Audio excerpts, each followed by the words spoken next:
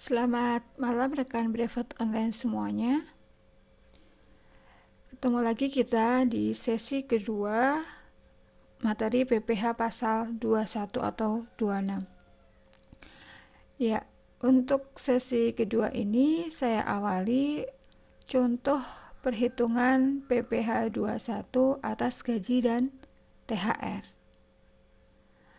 Seperti yang saya sampaikan sebelumnya, untuk perhitungan THR atau perhitungan penghasilan yang tidak teratur itu akan berbeda dengan perhitungan PPH 21 atas penghasilan teratur. Seperti apa perhitungannya? Langsung saja kita masuk ke soal. Yaitu pada bulan Juni, Dani mendapatkan gaji dan THR dari PTA sebagai berikut. Dapat gaji 3 juta, dapat tunjangan 3 juta, dapat THR 5 juta. Kemudian asuransi jika KJKM dibayar pemberi kerja 32.400, asuransi BPJS Kesehatan dibayar pemberi kerja 240.000, asuransi JHT dibayar karyawan 80.000, dan statusnya K1, menikah dan memiliki tanggungan 1. Ya, untuk menghitung atas gaji dan THR, kita harus buat 2 kertas kerja. Yang kertas kerja pertama yaitu kita hitung PPH 21 atas gaji saja, ya, tanpa kita memperhitungkan penghasilan THR. Kemudian untuk kertas kerja kedua, kita hitung dari gaji teratur yang kita setahunkan ditambah dengan THR 1 kali. Seperti itu. Selanjutnya nanti bisa kita hitung PPH 21 atas gaji sebulan berapa, kemudian kita jumlahkan dengan PPH 21 atas THR saja. Dan hasilnya itu adalah PPH 21 atas gaji dan THR. Baik, langsung aja ke jawaban. Yang pertama gaji pokok itu 3 juta ya. Kemudian tunjangannya 3 juta, asuransinya 272, yaitu dari asuransi JKK-JKM dibayar pemberi kerja ditambah dengan asuransi BPJS Kesehatan dibayar pemberi kerja. Ya, kemudian kita total untuk penghasilan brutonya yaitu 6.272.400. Kita kurangkan dengan biaya jabatan 5% kali penghasilan bruto. Kemudian kita kurangkan lagi dengan iuran THT JHT 80.000.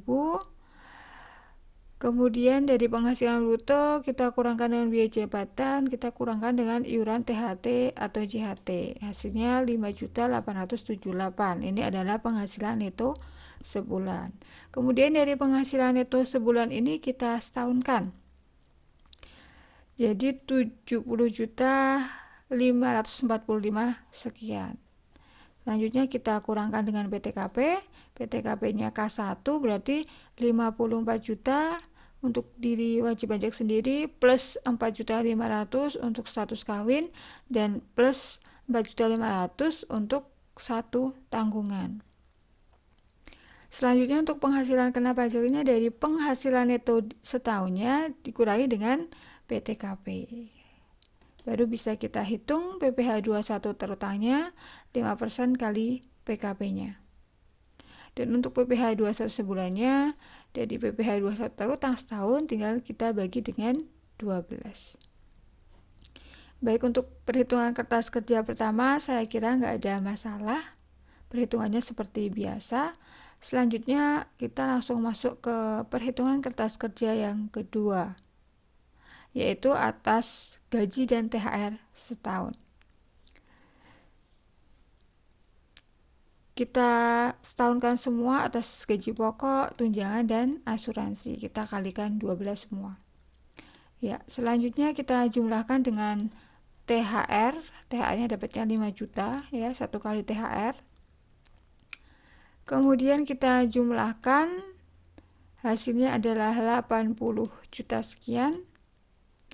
Kita kurangkan dengan biaya jabatan 5% kali penghasilan bruto. Tapi ingat, biaya jabatan di sini maksimalnya bukan 500.000, tapi maksimalnya 6 juta. Karena apa? Karena ini adalah perhitungan setahun. Jadi penghasilan bruto di sini kalau kita lihat ini sudah perhitungan setahun. Jadi biaya jabatannya juga menyesuaikan, yaitu biaya jabatan setahun. Kemudian kita kurangkan dengan iuran THT JHT, kita kalikan 12 juga. Kemudian penghasilan netonya dari penghasilan bruto dikurangi biaya jabatan dikurangi iuran THT JHT, hasilnya 75 juta sekian. Kemudian PTKP-nya 63 juta untuk K1. Kita kurangkan dari penghasilan neto setahun dengan PTKP, hasilnya 12 juta sekian. Ini adalah PKP-nya. Selanjutnya dari PKP ini kita kalikan tarif pasal 17 atau tarif 5%, hasilnya yaitu 614.000 ya. Jadi PPh 21 terutang di sini adalah PPh 21 atas gaji dan THR yang masih setahun. Kita nggak boleh bagi dengan 12. Karena apa? Karena atas penghasilan THR-nya itu hanya sekali setahun. Jadi nggak boleh kita bagi dengan 12. Baik, setelah kita hitung dua kertas kerja ini, maka kita bisa beroleh yang pertama PPh 21 atas gaji sebulan ya. Ini dari perhitungan kertas kerja pertama yaitu 31.000. Oke, ini nggak masalah. Selanjutnya PPh 21 atas THR. Nah, untuk PPh 21 atas THR ini kita hitung dari yang pertama adalah PPh 21 terutang atas gaji dan THR setahun dikurangi dengan PPh 21 atas gaji setahun ya. Jadi 614 dikurangi 377, ini hasilnya adalah 237.500. Ya, saya ulangi ya. PPh 21 atas THR ini adalah selisih dari PPh 21 atas gaji dan THR setahun dikurangi dengan PPh 21 atas gaji setahun. Jadi kertas kerja kedua dikurangi dengan kertas kerja pertama atas PPh 21 terutang setahunnya.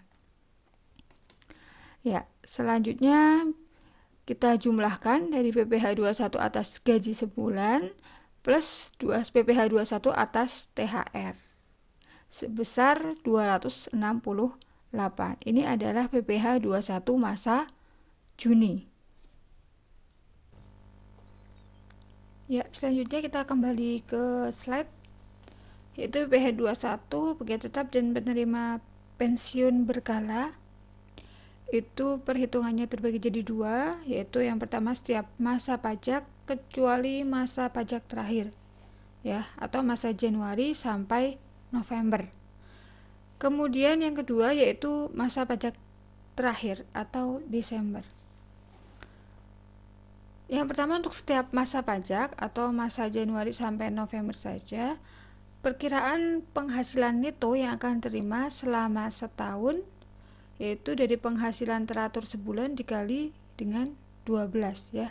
Jadi untuk ngitung penghasilan neto setahun itu dari penghasilan neto sebulan kita kalikan 12. Asumsinya untuk penghasilannya sama terus gitu ya. Kemudian dari penghasilan neto setahun kita kurangkan PTKP, ketemunya adalah PKP. Dari PKP baru kita hitung PPh 21 terutangnya setahun, ya, dikali tarif pasal 17.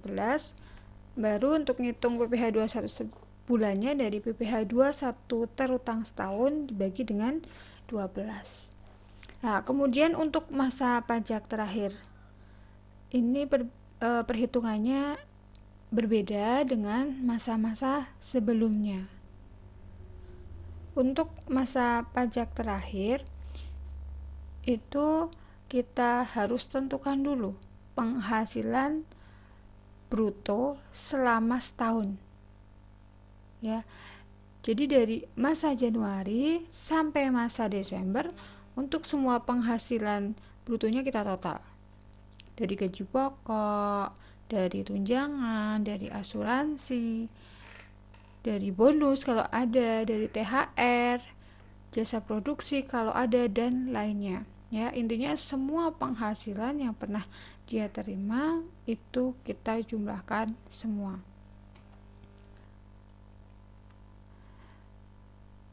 Yaitu selisih antara PPh yang terutang atas seluruh penghasilan kena pajak selama setahun dengan PPh yang telah dipotong masa-masa sebelumnya.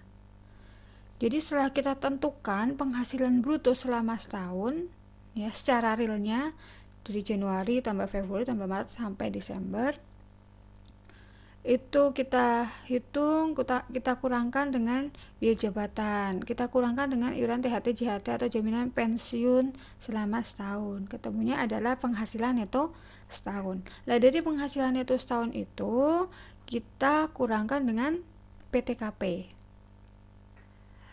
Hasilnya adalah PKP. Dari PKP tersebut kita hitung PPh 21 terutang setahun yang sebenarnya itu berapa atas penghasilan selama setahun, gitu, ya.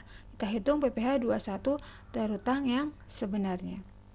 Kemudian kita kurangkan dengan PPh 21 yang sudah dipotong dari masa Januari sampai masa November. Maka selisihnya itu adalah PPh 21 masa Desember, ya. Jadi untuk ngitung masa Desember itu selisih antara PPh terutang sebenarnya atas penghasilan setahun dikurangi PPh 21 yang sudah dipotong dari masa-masa sebelumnya atau masa Januari sampai November. Baik, kita langsung saja ke contoh.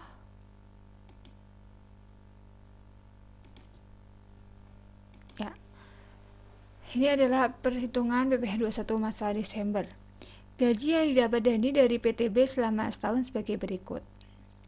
Ini saya menggunakan contoh sebelumnya, yaitu atas gaji Dani, ya, yang per bulan gaji pokoknya 3 juta, tunjangan 3 juta, pernah dapat THR 5 juta, dan sebagainya. Untuk gaji dan tunjangan ini kita kalikan 12 dari penghasilan Dani sebulan. Ini asumsinya per bulan sama terus, ya. Asumsinya per bulan sama terus. Tapi kan biasanya yang sebenarnya itu kan tidak selalu sama, ya. Pasti Januari akan berbeda dengan Februari, dengan Maret, dan seterusnya. Maka harus kita hitung betul-betul dari gaji Januari tambah Februari tambah Maret dan seterusnya. Selanjutnya asuransi JKK, JKM, BPJS Kesehatan ini sudah kita setahunkan juga dan kita jumlahkan dari Januari sampai Desember. Kemudian selama tahun 2020, ya, misalnya ini Dani pernah dapat THR 5 juta yang pernah dia dapat di bulan Juni. Oke, kita tulis di sini. Kemudian untuk asuransi THT dibayar karyawan selama setahun itu 960.000. Baik, kita langsung masuk ke perhitungan. Dari gaji 72 juta, asuransi 39 juta, THR 5 juta, kita total penghasilan brutonya yaitu 116 juta sekian. Ini sudah perhitungan setahun, ya. Sudah perhitungan setahun.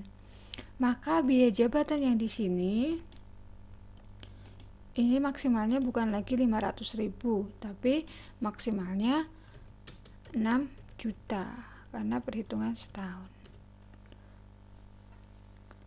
Dikurangi iuran THT-JHT 960.000, sehingga penghasilan neto setahunnya dari penghasilan bruto dikurangi biaya jabatan dikurangi iuran THT-JHT itu 109 juta sekian. Ini sudah setahun ya. Selanjutnya kita kurangkan dengan PTKP. PTKP-nya tadi K1 jadi 63 juta. Selanjutnya hasilnya adalah 46 juta. Kemudian kita hitung PPh 21 terutangnya, yaitu dari penghasilan kena pajak dikali 5% ya, karena masih di bawah 50 juta. Kemudian kita kurangkan dengan PPh 21 yang sudah dipotong dari masa Januari sampai November, yaitu sebesar 1.800.000. Maka kita selisihkan ya antara PPh 21 terutang yang sebenarnya dengan PPh 21 yang sudah dipotong masa Januari sampai November. Selisihnya ini adalah PPh 21 masa Desember gitu. Jadi kalau untuk ngitung PPh 21 masa Desember agak sedikit ribet memang ya, karena kita harus mengumpulkan gaji selama setahun. Kita jumlahkan satu-satu untuk setiap karyawan. Dan juga kita juga harus menentukan atau menghitung PPh 21 yang sudah dipotong dari masa Januari sampai November itu berapa gitu.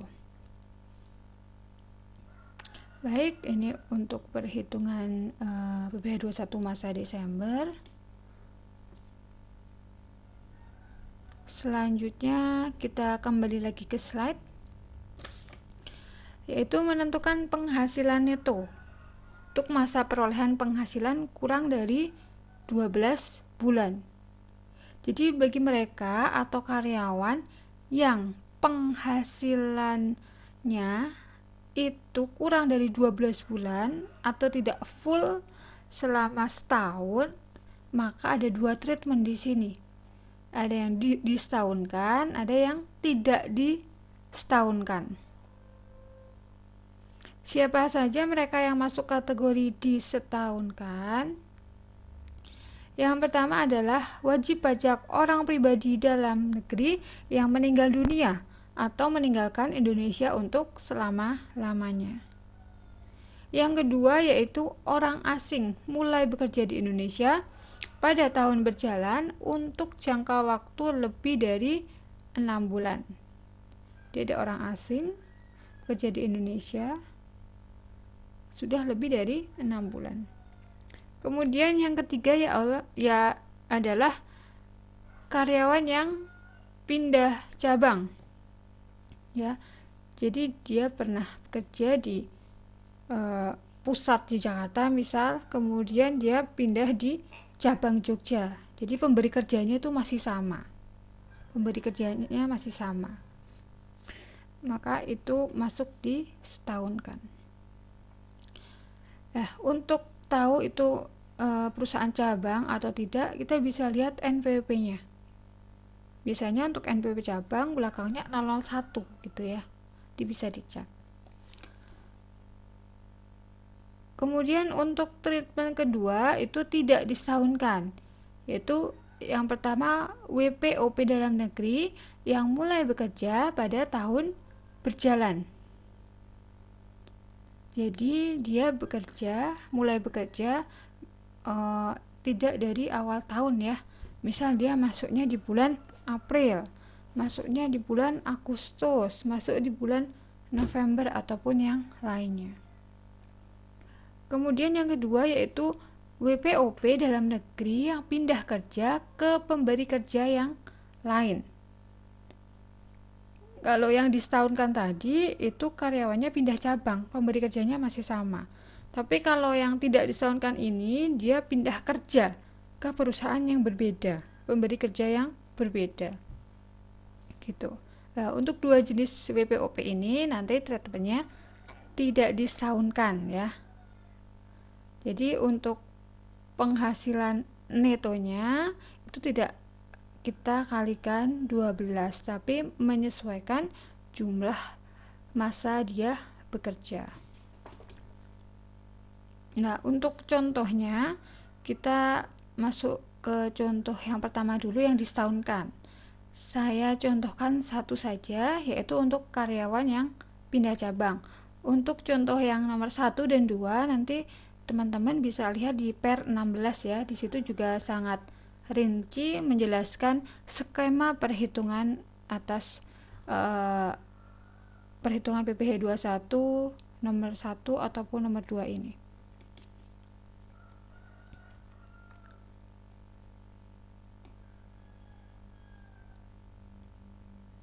Ya, untuk perhitungannya itu ada di slide ke-60 ya. Silakan teman-teman buka di slide 60. Oke, yaitu perhitungan PPh 21 atas penghasilan pegawai tetap yang dipindah tugaskan. Pada saat pegawai dipindah tugaskan, pegawai yang bersangkutan tidak berhenti bekerja dari perusahaan tempat dia bekerja. Pegawai yang bersangkutan masih tetap bekerja pada perusahaan yang sama dan hanya berubah lokasinya saja. Dengan demikian, dalam perhitungan PPh 21 tetap menggunakan dasar perhitungan selama setahun, yaitu Agus Saparudin yang berstatus belum menikah adalah pegawai pada PT Nusantara Mandiri di Jakarta. Sejak 1 Juni 2018 dipindah tugaskan ke kantor cabang di Bandung. Gaji Agus Saparudin sebesar 5.500.000 dan pembayaran iuran pensiun yang dibayar sendiri sebulan yaitu 100.000. Jadi Agus Saparudin ini sebelumnya bekerja di PT Nusantara Mandiri di Jakarta. Kemudian mulai 1 Juni dia pindah ke kantor cabang di Bandung. Ya, kita masuk ke perhitungannya. Pertama, kita hitung dulu di kantor pusat Jakarta. Yaitu gaji sebulan 5.500.000, penghasilan brutonya 5.500.000, dikurangi biaya jabatan 275, kemudian iuran pensiun 100.000, sehingga pengurangnya 375.000. Penghasilan neto sebulan yaitu dari penghasilan bruto dikurangi total pengurang sehingga jumlahnya 5.125.000. Kemudian penghasilan neto setahunnya yaitu dari 5.125.000 kita kalikan 12. Kemudian kita kurangkan PTKP 54 juta. Penghasilan kena pajak setahunnya berarti penghasilan neto setahun dikurangi dengan PTKP, ketemunya adalah 7.500.000. Selanjutnya dari 7.500.000 kita kalikan 5%, hasilnya 375. Nah, dari 375 ini kita ngitung PPh 21 sebulan. Jadi kita bagi dengan 12, itu 31.250. Ini adalah perhitungan PPh 21 yang ada di kantor pusat Jakarta. Nah, kemudian di kantor pusat Jakarta, Agus ini kan dia kerjanya berarti 5 bulan ya, dari Januari sampai Mei itu 5 bulan. Dan dengan asumsi penghasilannya sama terus per bulan, maka PPh-nya juga sama. Maka untuk PPh yang telah dipotong dari Januari sampai Mei itu dari 31.250 dikali 5, hasilnya yaitu 156.250. Oke, kita lanjut ke kantor cabang Bandung. Gaji Juni sampai Desember, kita hitung Juni sampai Desember itu ada 7 bulan. Sehingga 7 kali 5.500.000. Ini hasilnya 38.500. Dikurangi dengan biaya jabatan 5% kali 38.500. Nah, ini maksimalnya biaya jabatannya berarti 500.000 dikali 7 karena ada 7 bulan ya. Jadi maksimal biaya jabatan di sini 3.500.000. Kemudian iuran pensiun yaitu 7 kali 100.000. sehingga pengurangnya 2.625.000. Penghasilan neto di Bandung berarti dari penghasilan bruto dikurangi pengurang, itu 35.875.000. Nah, selanjutnya karena untuk karyawan yang pindah cabang itu tadi treatmentnya disetahunkan ya, maka untuk penghasilan netonya itu juga penghasilan neto setahun. Kita juga harus memperhitungkan penghasilan neto di cabang sebelumnya, yaitu penghasilan neto di cabang Jakarta. Tadi penghasilan netonya kalau kita lihat ini 5.125.000, maka kita kalikan dengan 5, hasilnya 25 juta sekian. Sehingga total penghasilan neto setahun yang tadi dari penghasilan dari cabang Bandung dan Jakarta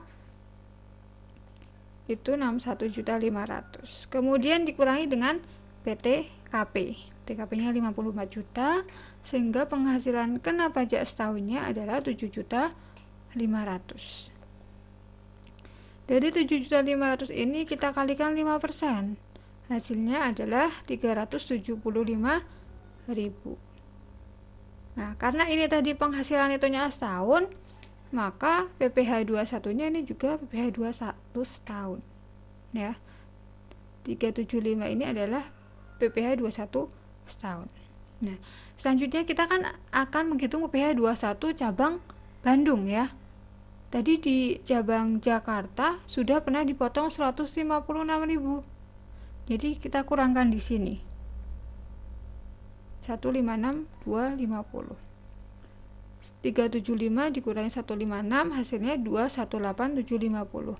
Ini adalah PPh terutang di Bandung selama 7 bulan.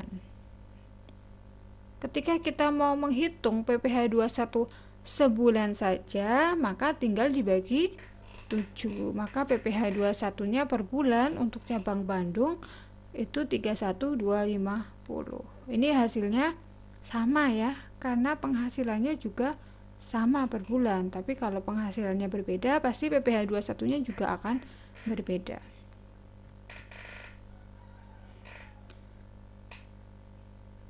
Ya, baik. Ya, selanjutnya kita akan menghitung PPh 21 yang kedua, yaitu yang tidak disetahunkan. Baik, kita pakai contoh Excel. Oke.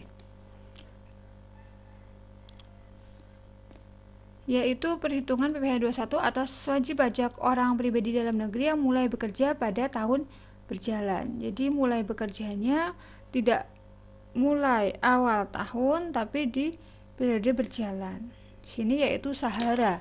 Dia mulai bekerja di PTY pada bulan April. Berikut rincian gaji yang dia terima. Gaji pokoknya 9 juta, tunjangannya 3 juta, kemudian asuransi JKK-JKM-nya 48.600 dan asuran jaminan pensiun dibayar karyawan itu 150.000. Ya, kita langsung mau masuk ke perhitungan. Gaji pokoknya 9 juta, tunjangannya 3 juta, kemudian asuransinya 48.600, sehingga penghasilan brutonya 12.48600. Kurangi biaya jabatan. Biaya jabatannya adalah maksimal 500.000 karena ini perhitungan sebulan. Dikurangi iuran THT JHT. Selanjutnya penghasilan netonya dari penghasilan bruto sebulan, dikurangi biaya jabatan, dikurangi iuran THT atau JHT, sehingga penghasilan neto disetahunkannya ini perlu kita garis bawahi ya. Jadi penghasilan neto setahunnya di sini kalau biasanya kita kalikan 12, untuk kasus wajib pajak yang mulai bekerja pada tahun berjalan ini nggak boleh kita kalikan 12, tapi kita sesuaikan dengan masa kerjanya. Dia mulai bekerja pada bulan April. Kita hitung dari bulan April sampai bulan Desember. Itu ada berapa bulan? April, Mei, Juni, Juli, Agustus, September, Oktober, November, Desember. Ada 9 bulan. Maka penghasilan neto setahunnya itu dikalikan 9.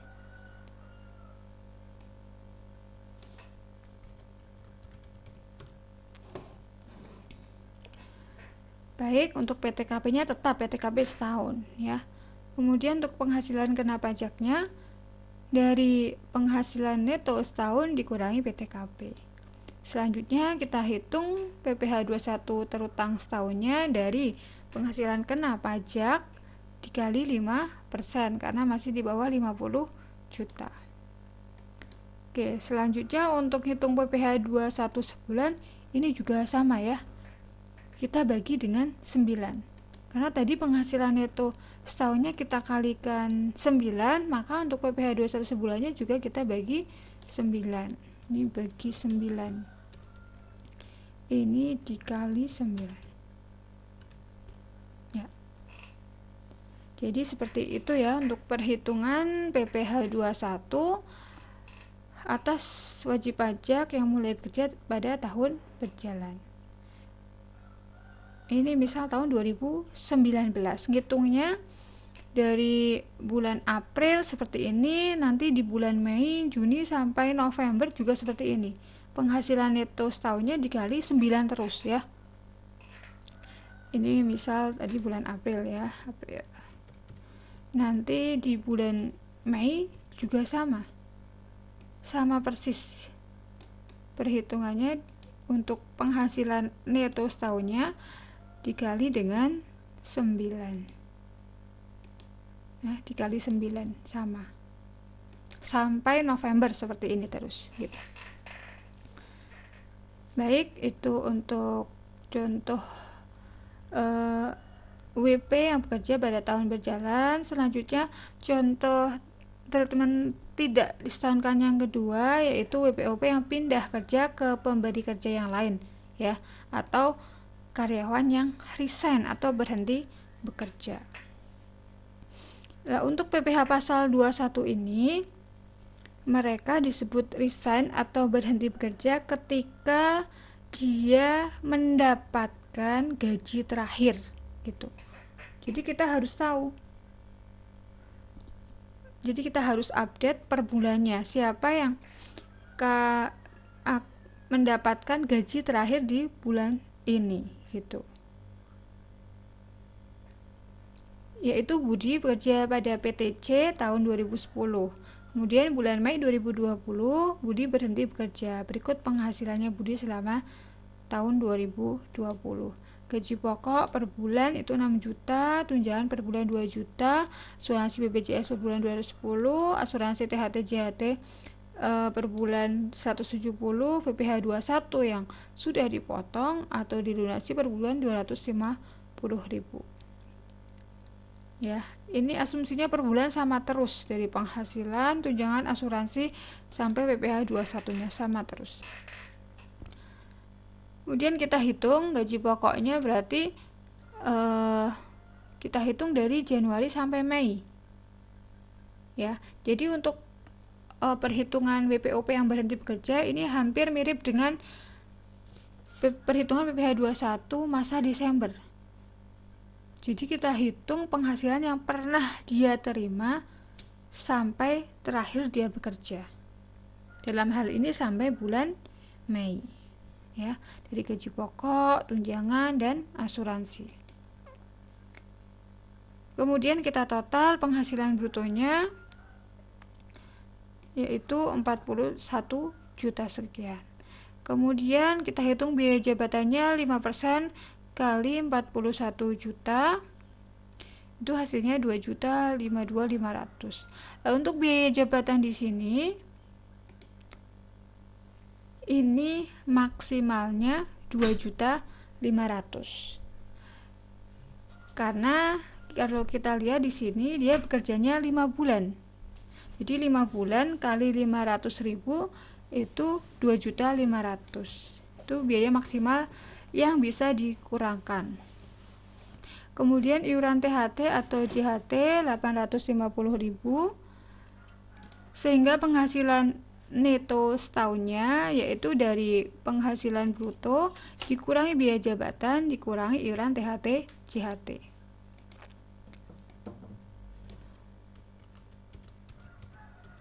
Kemudian PTKP-nya tetap 54 juta, sehingga penghasilan kena pajaknya di sini minus ya. Artinya penghasilan netonya itu lebih kecil dari PTKP-nya. Yang artinya sebenarnya dia nggak kena pajak ya.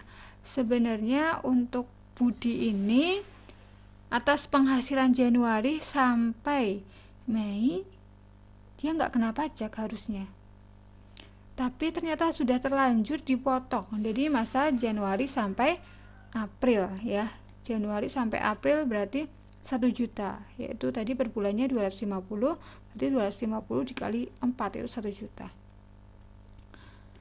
Sehingga di masa terakhir dia mendapatkan penghasilan yaitu masa Mei, dia harus melaporkan PPh 21-nya lebih bayar sebesar yang pernah dipotong.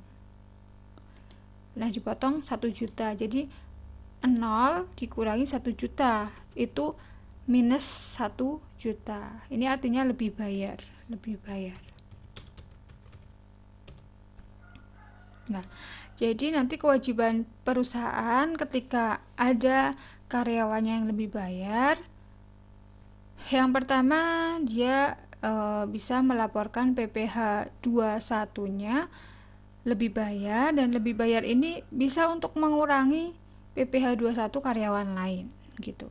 Kemudian yang kedua adalah perusahaan wajib memberikan sejumlah lebih bayar ini atau mengembalikan sejumlah lebih bayar ini kepada Budi ya. Jadi kan per bulannya perusahaan sudah motong Budi 250.000, tapi seharusnya dia PPh 21-nya nihil. Maka atas PPh 21 yang pernah dipotong oleh perusahaan harus dikembalikan ke Budi, seperti itu. Ya, baik, mungkin untuk pertemuan sesi kali ini saya akhiri, saya cukupkan. Terima kasih atas perhatiannya. Wassalamualaikum warahmatullahi wabarakatuh.